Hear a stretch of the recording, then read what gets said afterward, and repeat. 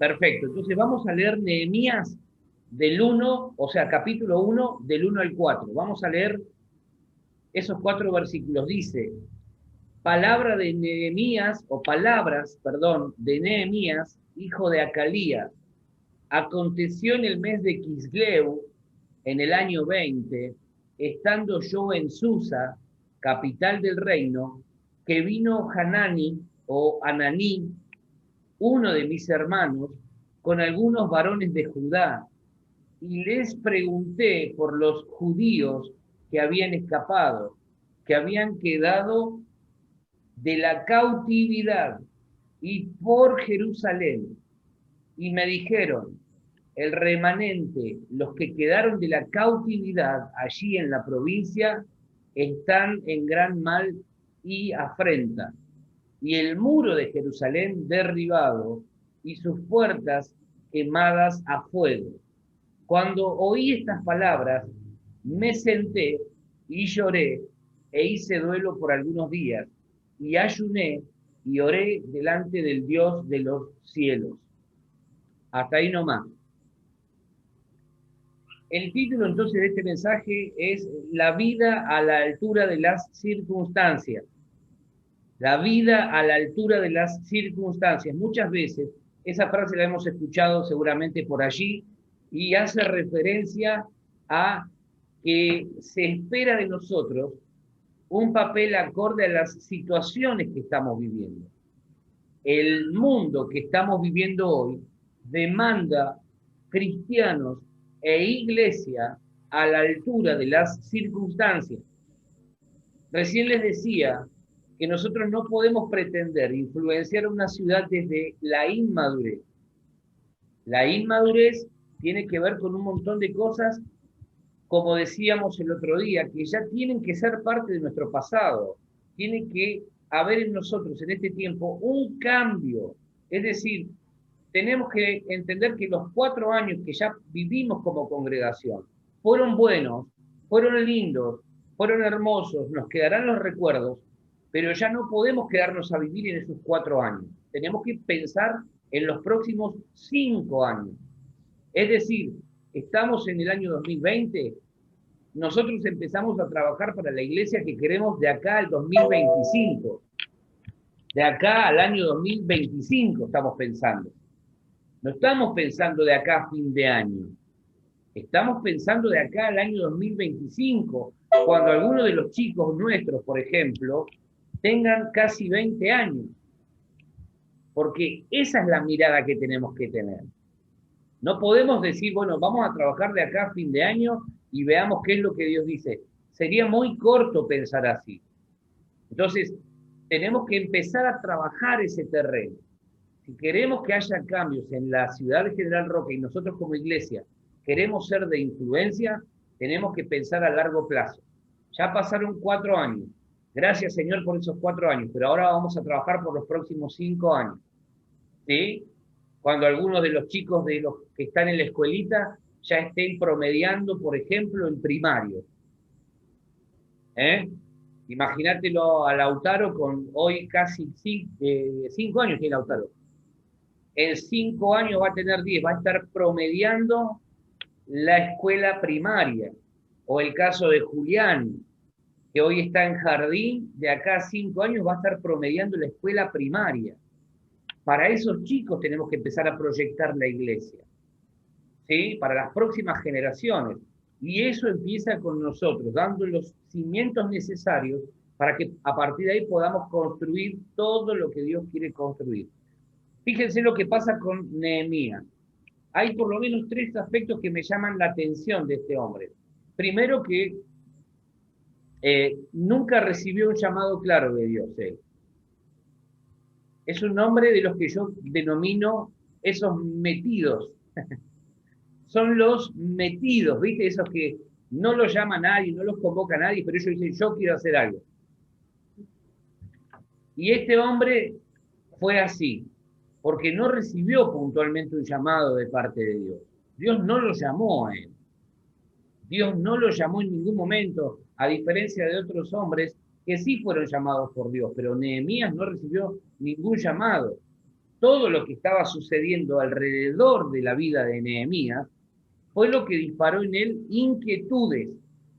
Y él, viendo qué era lo que estaba sucediendo, empezó a sentir la cosquillita que sentimos aquellos que de alguna manera sentimos que Dios nos ha llamado a hacer algo, a aportar algo.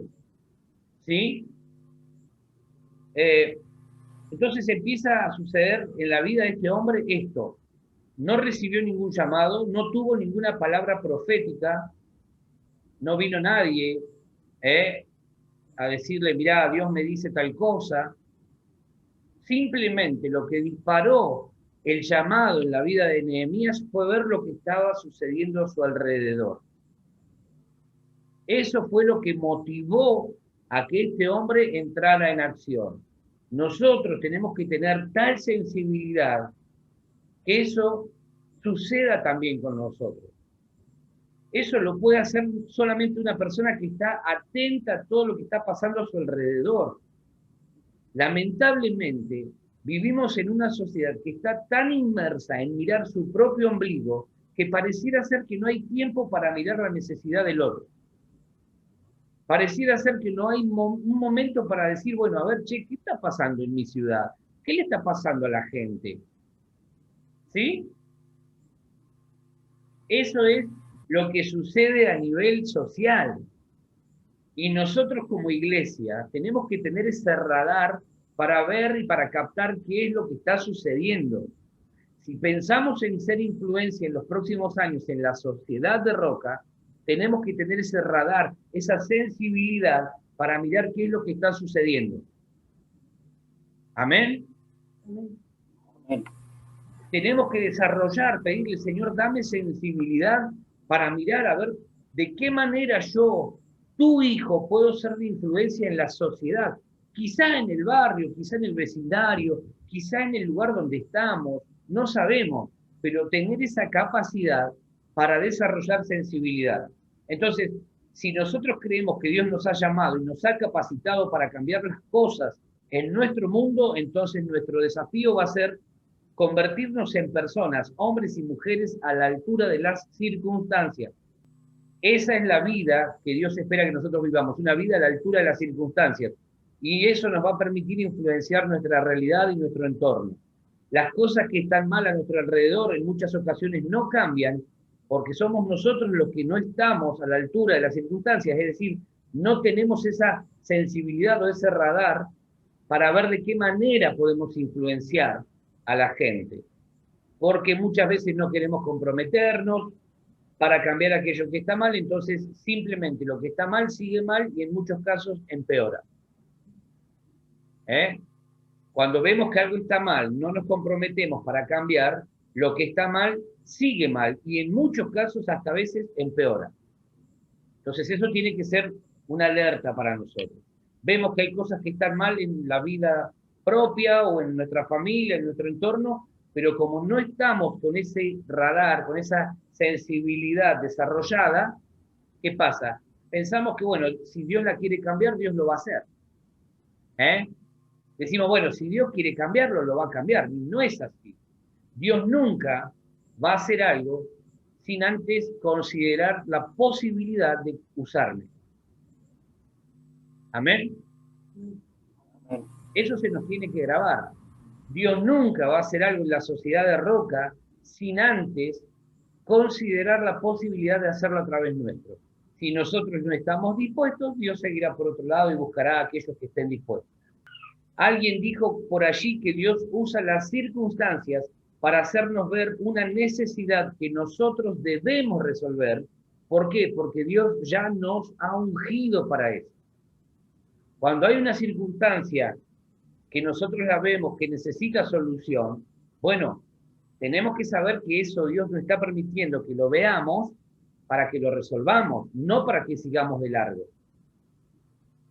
Si en este tiempo nosotros estamos viendo algún tipo de necesidad en nuestro entorno, tenemos que saber que Dios nos permite ver esa necesidad. ¿Para qué? Para que actuemos, para que la resolvamos, no para que la pasemos por arriba o por el costado.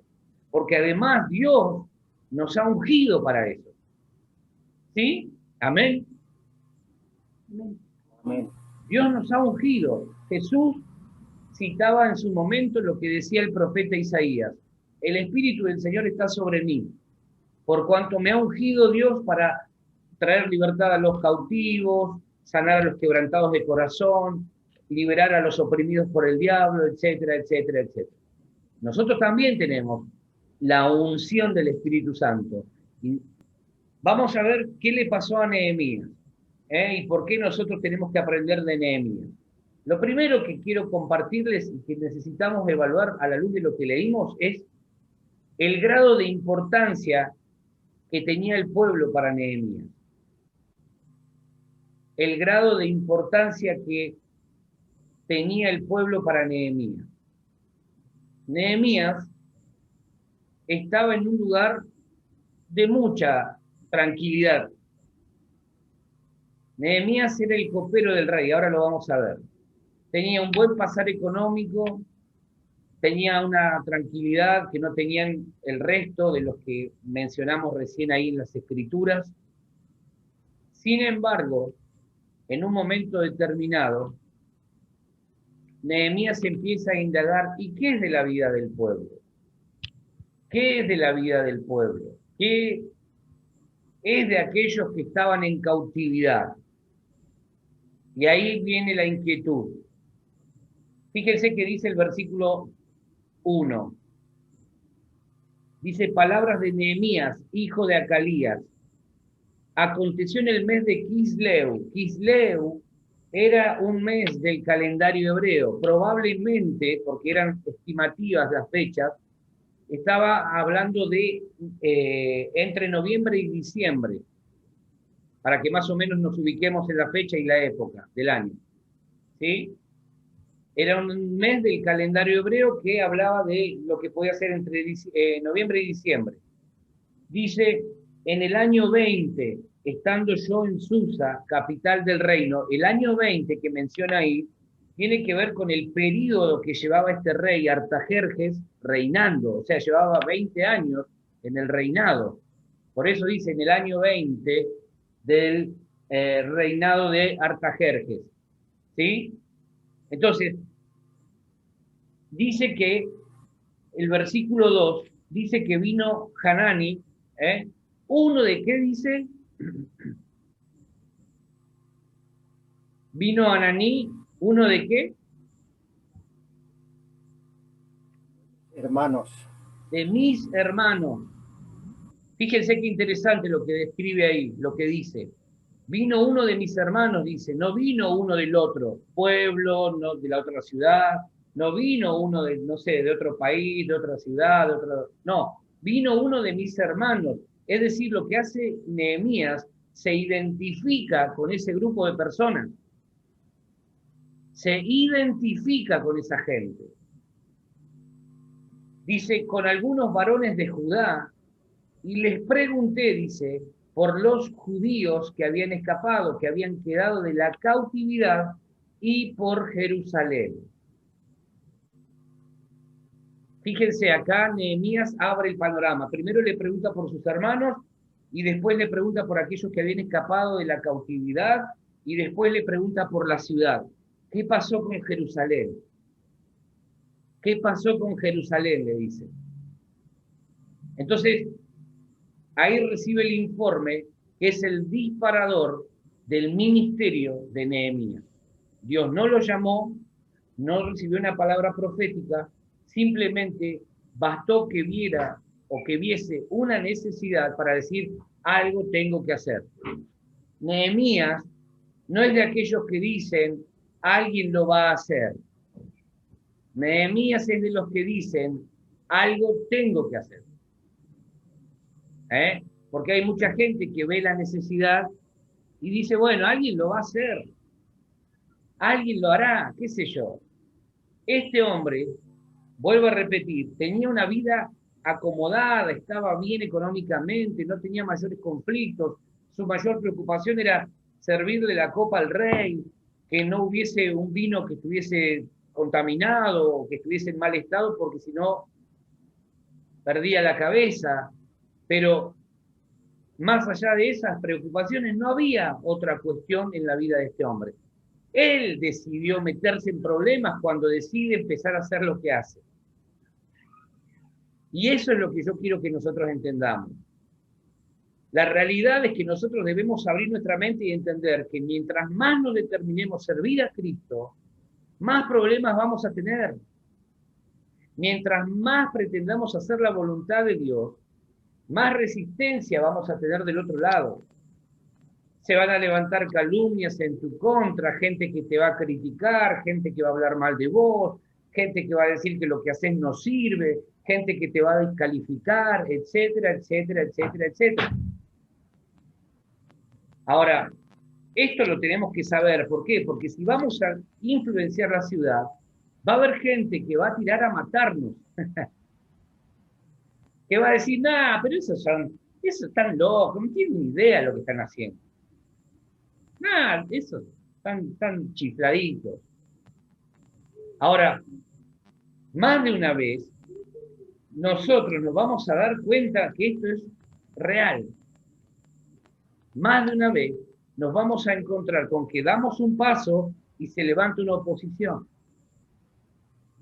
Entonces, por eso es importante que nosotros entendamos esto que está sucediendo en la vida de Nehemías. Lo importante es que Nehemías no olvidó a su pueblo. No olvidó a su pueblo. Él estaba en una condición de prosperidad. Esa famosa prosperidad que se mide solamente desde lo económico. En el caso de Nehemías era una prosperidad integral, porque el tipo estaba bien delante de Dios. Solamente una persona sensible como él puede llegar a preocuparse y a involucrarse con el malestar que otros tenían. Porque aquel que lo único que le interesa es su propio ombligo, no va a mirar la necesidad de su propio pueblo inclusive. Pero Nehemías dijo, ¿qué es de la vida de mis hermanos? De aquellos que están en cautividad. ¿Qué es de la vida de los que alcanzaron a salir de la cautividad? ¿Y qué es de mi ciudad? Yo quiero rogarles que en este tiempo, en nuestros momentos de oración, incluyamos fuertemente a la ciudad. Incluyamos fuertemente a la ciudad. Tiene que llegar a un punto en que todo lo que pase en nuestra ciudad nos conmueva realmente. Tiene que llegar a un punto que como Nehemías, ahora lo vamos a ver, todo lo que suceda en la ciudad donde Dios nos hizo florecer o donde Dios nos plantó, nos conmueva realmente, que nos conmueva los chicos que no tienen para comer, que nos conmueva los ancianos que se están muriendo de soledad, de tristeza, de depresión, que nos conmueva la gente que por ahí no tiene un techo, que nos conmueva y que nos lleve a actuar la falta de honestidad, la falta de integridad, que luchemos a brazo partido, porque es la manera en la que vamos a influenciar esta ciudad. Que cuando veamos que alguien se está haciendo el piola con algo, podamos decirle, eso no está bien, sabiendo aún que corremos riesgo. Eso es lo que tenemos que hacer, levantar nuestra voz y decir, lo que estás haciendo no está bien, no está bien. ¿Por qué? Porque eso es mentira, eso es engaño, eso es fraude. A mí me causa gracia a veces cuando yo veo gente que reclama cosas que después en su vida no realiza. Gente que habla de la unidad, pero que divide, mutila el cuerpo. Te dicen, tenemos que ser uno, porque eso es lo que dice la palabra, pero después no tienen ningún pudor en arrancar a alguien de otra iglesia y llevárselos para su iglesia. Eso es mutilar el cuerpo de Cristo. Arrancar violentamente un miembro para injertarlo en otro no funciona. Dios nunca va a bendecir la división, nunca. Lo que Dios hace es multiplicar. Dios no divide. ¿Sí? Amén. Entonces, Nehemías se identificó, no olvidó a su pueblo. Nunca dejó de pensar en su pueblo. Yo me imagino que este hombre serviría el vino al rey todas las mañanas o cuando le tocaba, y yo me imagino que pensaría, ¿qué será de la vida de mis hermanos? Como bien dijo el texto, decía el texto. ¿Qué será de la vida de mi gente? Servía, cumplía con su función, estaba tranquilo, pero a la vez incómodo. Dios se mueve con los que se mueven, con los inquietos. Dios se mueve con los inquietos, Dios no se mueve con los pasivos. Dios se mueve con los que tienen inquietudes. Amén. Amén. Entonces, nunca dejó de pensar en su pueblo, aunque él estaba bien, aunque él estaba en una situación mejor y la carga por su pueblo siguió ahí latente. Tenemos que entender y comprender que cuando Dios nos prospera, nos posiciona diferente, es para que podamos bendecir a los nuestros. Tiene que ver con que Dios muchas veces nos posiciona en un determinado lugar. ¿Para qué? Para que desde ese lugar nosotros podamos ser de bendición y de influencia. La prosperidad no tiene que ver, eso es lo que muchas veces la gente no entiende, y muchos cristianos inclusive no han logrado entender. Prosperidad no tiene que ver con una cuestión en una sola área. La prosperidad, según Dios, abarca toda nuestra vida. Amado, yo deseo que seas prosperado en todas las cosas, así, y que tengas salud, así como prospera tu alma. Lo que vos ves o lo que vos experimentás es el resultado primero de algo que ocurre en tu interior. Entonces, no tiene que ver con algo, yo soy próspero porque tengo mucha guita. Y yo conozco gente pobre que lo único que tiene es plata. ¿Sí? Pero después, nada más. No tienen la vida de Cristo, no tienen la paz que te brinda Dios, que viene del Espíritu Santo. El otro día, no sé si les comenté, la muerte o el asesinato de este hombre del grupo Neus, que tiene que ver con la gente de Dersa, que mató a su esposa y después se quitó la vida a él, y no fue instantáneo, pero en el transcurso del día sábado, creo que fue, terminó muriendo. Gente que aparentemente no tenía ninguna necesidad, tenía plata, pero no tenía la paz que viene de Dios. No tenía la tranquilidad de poder acostarse cada noche y decir, en paz me acostaré y así mismo dormiré, porque solo Dios me hace vivir confiado. ¿Se entiende la diferencia? Entonces, nosotros tenemos que entender que la prosperidad, de acuerdo a Dios, es el movimiento que Dios hace para con mi vida, para posicionarme en un determinado lugar y que a partir de ahí yo sea de influencia. Yo pueda ser de influencia y de bendición. Nehemías estaba en un lugar de mucha influencia, era la mano derecha del rey. Era la mano derecha del rey. Estaba ahí, conocía los secretos, sabía lo que le pasaba al rey. Y entonces él se consideraba próspero, aunque no era el rey. ¿Por qué? Porque desde ese lugar él iba a ser de influencia y de bendición para otros. Dios, cuando nos bendice y nos mueve hacia un lugar determinado, no lo hace solamente pensando en nosotros. No lo hace pensando solamente en nosotros, piensa en todo un pueblo que depende de lo que nosotros hagamos. ¿Sí?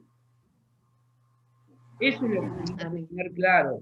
No podemos decir, bueno, yo soy bendecido con esto, Dios me dio esto y es para mí solamente. No, porque eso es justamente lo que hace que muchas veces Dios no suelte más bendición. El egoísmo es lo que hace que muchas personas no reciban más de parte de Dios. Nehemías estaba cómodo, él podría haber dicho, no tengo necesidad de involucrarme en problemas.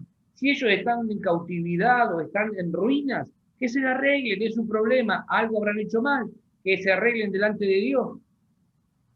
Sin embargo, el tipo dijo, no puedo ser tan egoísta, tengo que aprovechar este lugar de influencia para hacer de bendición a mi gente, a mis hermanos, a mi pueblo y mejorar la calidad de vida. Amén. Amén. Amén. Dios nos posiciona estratégicamente y nos prospera en ese sitio para que podamos ser de bendición a otros. Tenemos que entender que el posicionamiento de Dios o que Dios hace de nuestra vida es pensando en ser influencia y bendición. En una de las cartas de Pablo, Pablo describe, creo que es el libro de Hechos, donde Pablo describe allí, dice, hay mucho pueblo en esta ciudad. Dios le habla a Pablo y le dice, acá tengo mucho pueblo en esta ciudad. Tengo mucha gente. Algunos son nuestros hermanos. Solamente no ha llegado el tiempo que ellos se reencuentren con el Señor. Hay gente apartada que va a llegar en este tiempo a la iglesia, que va a llegar, pero van a llegar, ¿saben por qué van a llegar? Porque van a descubrir que nosotros, en tiempos difíciles, hemos sido respaldados por la mano de Dios. La gente lo que necesita es ver a Dios. Necesita ver una iglesia firme, una iglesia sólida, una iglesia que sabe amar, una iglesia que sabe recibir al que está mal, una iglesia que sabe cobijar al que está mal, al que está depresivo, al que está triste, una iglesia que sabe levantar los brazos al que está en debilidad, una iglesia que abre su corazón y que es generoso, una iglesia que no está mirando a ver qué tiene el otro para darme, sino que está pensando en lo que tiene para dar. ¿Sí? Amén. Amén. Esa es la iglesia que nosotros queremos ver en los próximos años. Y nosotros, cada uno de los que conformamos esta iglesia, está invitado a ser parte de esta iglesia. Ya hay cosas, como decíamos el sábado, que tenemos que superar. Tenemos que entender que Dios nos plantó en ese lugar para a partir de ahí ser influencia a la ciudad. Cuando no entendemos esto, que estamos hablando del posicionamiento que Dios hace para ser de influencia y bendición, matamos el proyecto que Dios tenía en mente. Matamos literalmente el proyecto que Dios tenía en mente. Pensemos en José, el de Génesis 37. Dios lo llevó a Egipto, allá en Egipto lo bendijo y lo prosperó fuertemente, pero lo hizo pensando en él y en todo el pueblo que iba a ser bendecido a través de él. Dios no lo llevó a José solamente a Egipto para que José fuese el que zafara de toda la situación difícil y que se olvidara. No, no, José llegó a Egipto, Dios lo bendijo, lo levantó, lo prosperó, y ahí, a partir de José, fue bendecido todo el mundo existente por aquel entonces. ¿Sí? Esto lo tenemos que tener claro. Tenemos que tenerlo claro. Dios nos posiciona estratégicamente para que a partir de ese lugar donde Dios nos pone, podamos bendecir a los que están a nuestro alrededor. Dios lo posicionó a Nehemías en el palacio del rey para que a partir de ese lugar él pudiese comenzar a bendecir al pueblo de Dios. Este principio espiritual es importante. Dios nos posiciona, te posiciona para hacer influencia y bendición. Amén. Amén. Amén. Nehemías estaba tranquilo, pero no se olvidaba de su pueblo. No nos olvidemos de nuestro pueblo. No nos olvidemos, en primer lugar, de nuestros hermanos. Nehemías no se olvidó de sus hermanos. Lo primero que hizo cuando llegó ese que había escapado de la cautividad, le preguntó, ¿qué es de la vida de mis hermanos? ¿Qué es de aquellos que escaparon de la cautividad? ¿Y qué es de nuestra ciudad? ¿Qué es de Jerusalén? ¿Sí? No tenemos que olvidarnos de nuestros hermanos. Cuando Dios nos bendiga en gran manera, no nos olvidemos que Dios utilizó a una congregación para sostenernos en momentos de debilidad. No tenemos que olvidarnos de nuestros hermanos. A veces es muy fácil perder de vista esto. Cuando medianamente las cosas se nos acomodan un poco, perdemos de vista, solemos perder de vista que nosotros, de no haber sido por la gracia y el favor de Dios, también estaríamos arruinados como los que estaban juntamente con todo ese pueblo que había sido arruinado a causa del incendio y de los enemigos de ese pueblo. Nuestra condición hubiese sido deplorable si no hubiese existido Dios, una iglesia que nos abrazara, que nos cobijara. ¿Sí? Amén. No nos olvidemos de nuestro pueblo espiritual, pero tampoco nos olvidemos de nuestro pueblo, de la ciudad en la que hoy vivimos. No nos olvidemos. Bendigamos. Yo quiero poner una carga en el corazón de ustedes en este tiempo. Orá por tu ciudad, bendecila, bendecila. De hecho, es nuestra tarea. Señor, bendigo esta ciudad. Jeremías dice, rogad a Dios por vuestra ciudad, por la ciudad en la cual está, porque si la ciudad prospera, entonces ustedes también serán prosperados. Muchos cristianos eligen maldecir la ciudad. Esta ciudad es porquería y qué sé yo. Y vos decís, claro, por eso la ciudad no prospera. Porque tu deber como cristiano no es maldecirla, no es atarla. Tu deber y mi deber como cristiano es bendecirla. Ya sabemos que hay cosas que están mal. Ya sabemos que hay situaciones que necesitan cambiar. Para eso Dios nos pone a nosotros. Yo no le puedo pedir al inconverso que bendiga la ciudad, porque el inconverso la va a vivir maldiciendo. Va a vivir hablando mal del político de turno y un montón de cosas. Nuestro deber es, Señor, ya sabemos que el único que puede cambiar las cosas es vos. Pero también vos querés usarnos a nosotros para ser de influencia y de bendición en la ciudad. Señor, aunque haya cosas que a mí no me agraden, aunque haya cosas que me parezcan injustas, yo bendigo a los políticos, independientemente del partido que sea, porque yo sé que el político de turno, muy probablemente, lo único que esté buscando es llegar a donde está, arriba. Lo único que busca es eso. Ahora, ¿saben cuál es la realidad? El otro día lo hablaba con alguien también y le decía lo siguiente. Nunca vas a ver a José, nunca vas a ver a Nehemías y nunca vas a ver a Daniel, por citarte 3 ejemplos, que llegaron a ser de influencia, mano derecha de los gobernantes. Nunca los vas a ver, por ejemplo, que la Biblia describa que ellos les predicaron a los gobernantes de turno. Por ejemplo, simple y sencillamente llegaron ahí y entendieron que Dios los llevaba a ese lugar para que a partir de ahí ellos pudieran ejercer lo que Dios necesitaba que hicieran para que mucha gente fuese alcanzada. El problema es que nosotros pretendemos, y muchas veces mal oramos, decimos, Señor, bueno, que un hijo tuyo llegue a ser el presidente. Y yo no sé si alguna vez va a pasar eso, pero la Biblia me enseña que yo tengo que sostener a los José, a los Nehemías, a los Daniel. A ellos los tengo que potenciar. ¿Saben qué ha hecho la iglesia? Ha matado a los José, ha matado a los Nehemías y ha matado a los Daniel. Por eso hoy no tenemos a alguien que asesore de verdad a nuestro presidente, por ejemplo. Que le diga, quédate tranquilo, yo me hago cargo de la parte económica como José. ¿Se dan cuenta cuántas cosas necesitamos cambiar?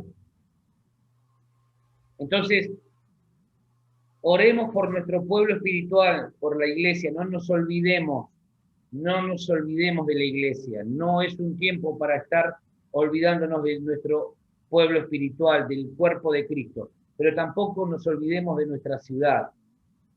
Oremos por nuestra ciudad, tengamos una actitud diferente y sepamos que si hay ruinas, somos nosotros los que somos llamados a ser reconstructores. Si hay ruinas, Dios nos llama a nosotros a reconstruir lo que está arruinado. Amén. Amén.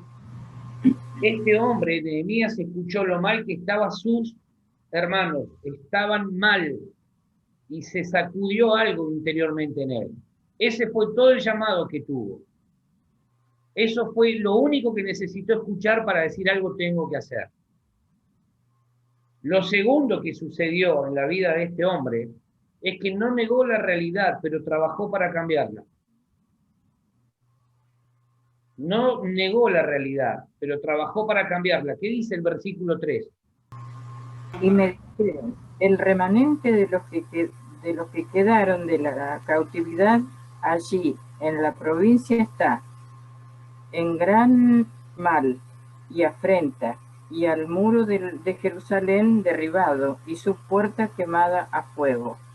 Bien. Fíjense el informe que recibe Nehemías. El remanente es algo pequeño, algo chiquito, un pequeño grupo. Los que quedaron, dice, de la cautividad, los que quedaron, algunos habían muerto, algunos habían desaparecido. Allí en la provincia están, dice, en gran mal y afrenta. Y el muro, en la época antigua, era muy importante que cada ciudad, cada lugar tuviese un muro. ¿Por qué? Porque eso permitía que el enemigo llegara hasta la puerta de entrada del muro. No podía avanzar, pero no tener muros permitía que cualquiera ingresara. Esto es como si en nuestra casa nosotros no tuviésemos, por ejemplo, no sé, una puerta de entrada. Entonces, ¿qué pasa? Cualquiera podía meterse. Cualquiera se consideraría con el derecho de decir, bueno, entro, porque total no hay puerta. Y sobre todo, si se da una condición como esta, donde todo estaba mal, consumido por el fuego, derribado, arruinado. ¿Sí? Entonces, Nehemías escucha esto y empieza a hacer algo. Él nunca negó la realidad, pero se dispuso a trabajar para modificarla. Nosotros no vamos a negar la realidad, porque seríamos necios si dijéramos, no, no, no, es mentira esto, es mentira, es mentira. No, no, no. La realidad es que hay familias que no comen.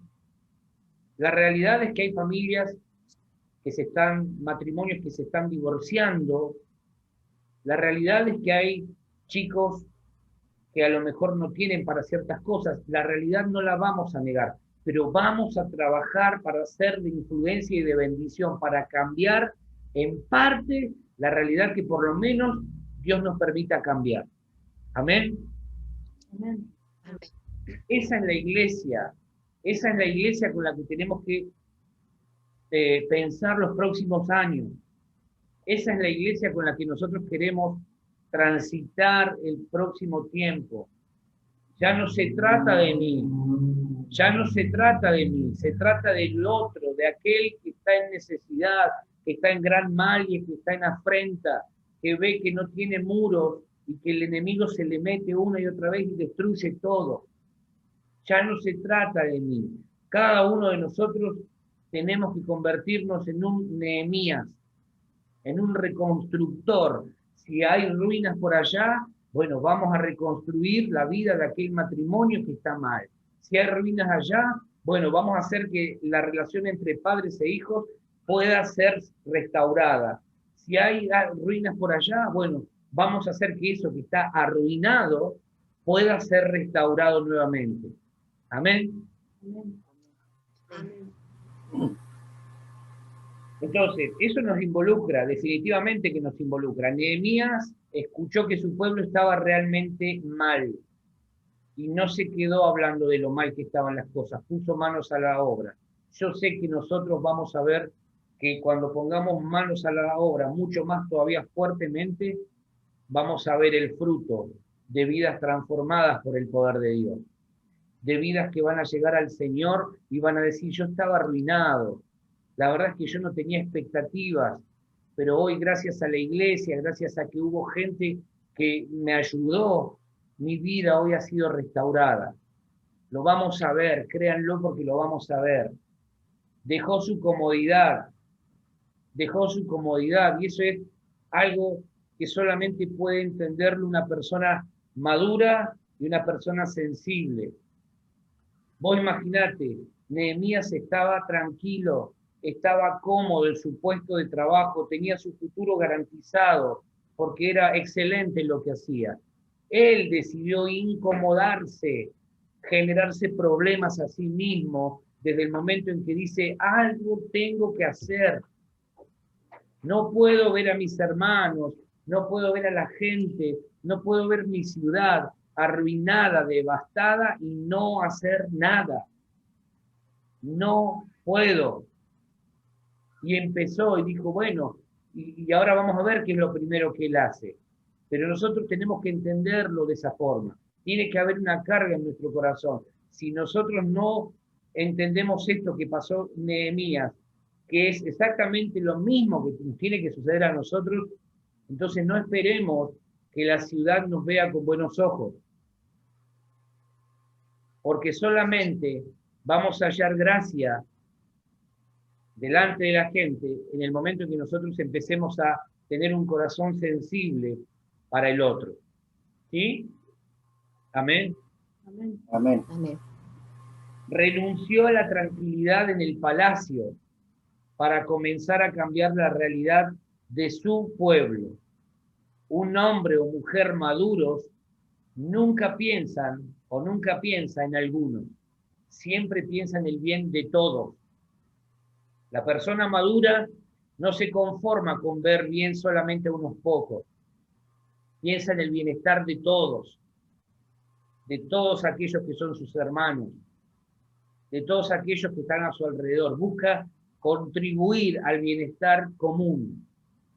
Muchos habían salido de la cautividad, habían escapado, pero aún había un remanente. Puede ser que haya un poco, o puede ser que nosotros seamos pocos. Remanente es eso, es un pequeño grupo. En este caso, lo que está diciendo Nehemías es que todavía quedaba un pequeño grupo allí cautivo. Algunos habían salido, otros habían muerto, pero quedaba un pequeño grupo, un pequeño remanente. Y Nehemías no iba a descansar hasta que ese pequeño grupo, que eran sus hermanos, parte de su pueblo, estuviesen bien y en paz. Él no iba a descansar. Y él sabía que la única manera de que esa gente estuviera bien, segura y en paz, era volviendo a reconstruir los muros. Hay gente que no va a estar bien, no se va a sentir segura, no va a tener paz, hasta que nosotros vayamos como Nehemías, a reconstruir los muros que le pueden dar seguridad. Eso solamente lo logramos a través del Espíritu Santo y a través de Jesús. No hay otra.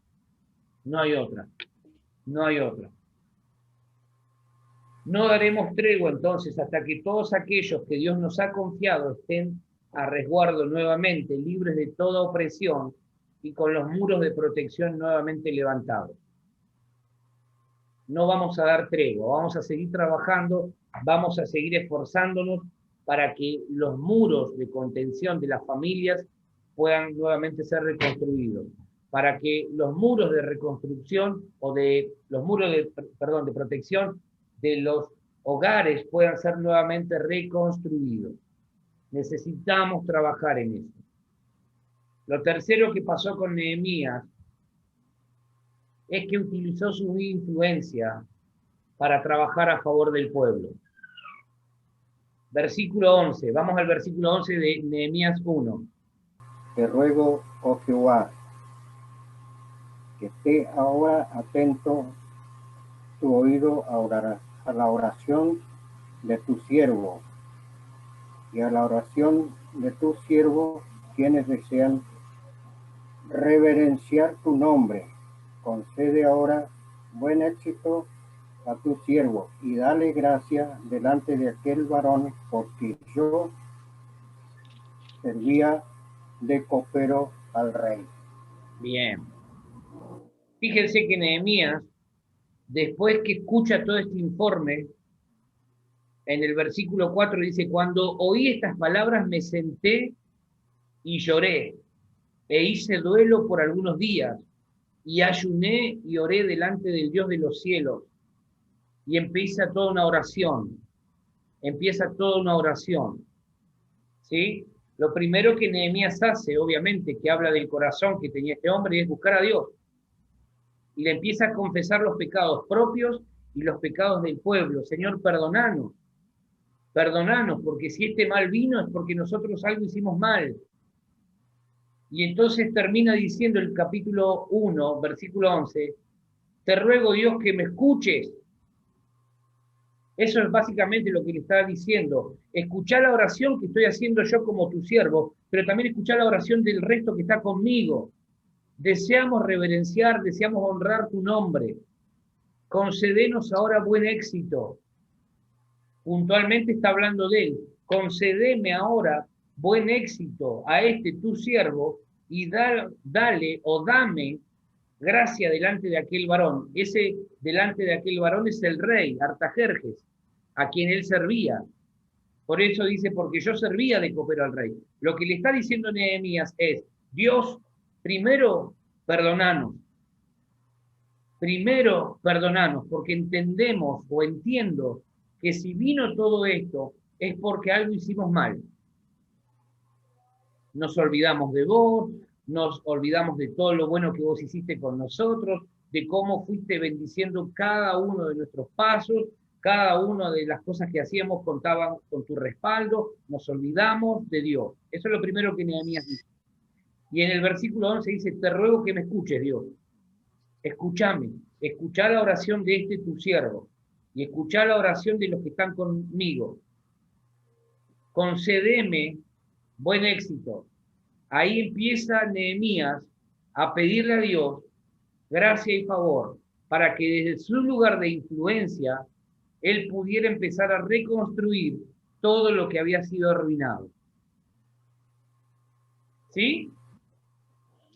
Nehemías nunca se olvidó de su pueblo, nunca se olvidó de sus hermanos, nunca se olvidó de su ciudad. Él dijo, yo estoy acá, estoy bien, pero algo tengo que hacer. Las circunstancias exigen personas que entiendan que no pueden quedarse de brazos cruzados. Ya no estamos orando por nosotros solamente. Ahora empezamos a mirar hacia allá y empezamos a orar por aquellos que están en gran mal y en afrenta, arruinados, devastados, con un montón de problemas. Empezamos a usar el lugar que Dios nos dio, primero para reconocer que algo hicimos mal, segundo, para pedirle a Dios que desde ese lugar Él nos pueda dar gracia y favor para que desde el lugar donde estamos poder empezar a reconstruir lo que está arruinado. Amén. Amén. Capítulo 2 de Nehemías, ahí nomás. Vamos a leer del 1 al 8. Fíjense lo que dice. Sucedió en el mes de Nisán, en el año 20 del rey Artajerjes, que estando ya el vino delante de él, tomé el vino, dice Nehemías, y lo serví al rey. Y como yo no había estado antes triste en su presencia, fíjate que Nehemías dice, yo nunca había estado triste delante del rey, porque estar triste delante del rey para el copero era peligroso. Podía significar que el rey dijera, quítenlo y mátenlo. Pero la tristeza que había en la vida de Nehemías no era por algo personal, era por el mal en que estaba su gente. Dice el versículo 2, me dijo el rey, ¿por qué está triste tu rostro? Pues no estás enfermo. No es esto sino quebranto de corazón. Fíjate la revelación que tuvo el rey. Entonces dice, temí en gran manera y dije al rey, para siempre viva el rey.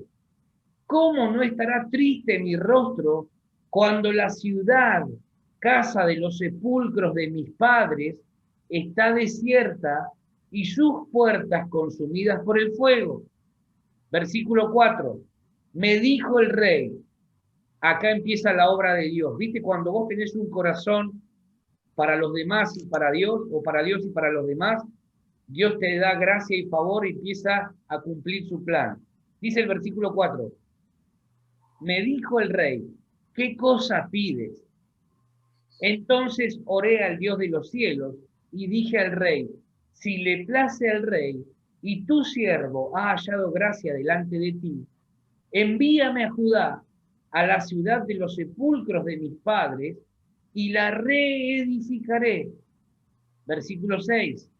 Entonces el rey me dijo, y la reina estaba sentada junto a él también, ¿cuánto durará tu viaje y cuándo volverás? Y agradó al rey enviarme después que yo le señalé tiempo. Fíjate que Nehemías ya tenía diseñado, diagramado, todo lo que le iba a llevar reconstruir los muros. Después que él le dijo, mirá rey, yo me voy hoy y en tanto tiempo vuelvo, el rey le dio el ok. Eso me habla de que tenía un plan, no era un improvisado. ¿Saben cuánto tiempo demoró Nehemías en reconstruir los muros y volver? 52 días. 52 días demoró este hombre en reedificar las ruinas, en reconstruir los muros. Entonces, versículo 7. Además, dije al rey, si le place al rey, que se me den cartas para los gobernadores al otro lado del río, para que me franqueen el paso hasta que llegue a Judá. Versículo 8. Y carta para Asaf, guarda del bosque del rey, para que me dé madera para enmaderar las puertas del palacio de la casa y para el muro de la ciudad y la casa en que yo estaré. ¿Y qué pasó? Concedió el rey. Me lo concedió el rey según la benéfica mano de mi Dios sobre mí. Nehemías estaba en el palacio, estaba recontra tranquilito. ¿Podría haberse quedado en la comodidad? Sí. Pero dijo, algo tengo que hacer. Mi gente está mal, mis hermanos están mal, mi ciudad está mal, algo tengo que hacer. Voy a utilizar el lugar donde Dios me ha puesto para que a partir de ahí yo poder empezar a ser de influencia y de bendición.